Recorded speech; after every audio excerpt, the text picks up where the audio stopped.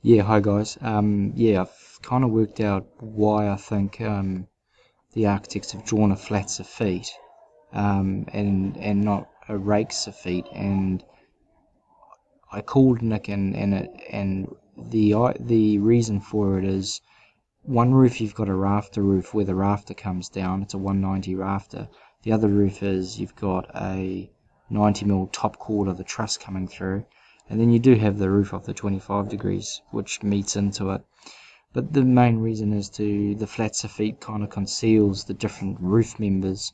But in saying that, it is possible to have a slopes of feet with the dummies attached to the underside, and the way to do that would be the truss roofs are fine, though that's 90mm there, so that would stay.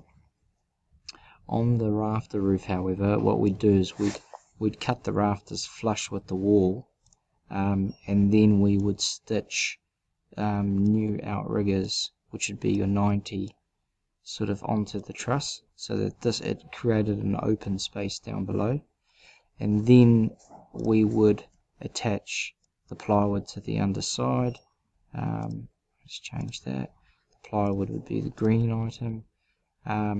And then after that we would actually attach the dummies, which would come out so they typically 20mm below the fascia line, probably using maybe a 70 by 45, so that you would see the tails sticking out, and the fascia would actually be redrawn.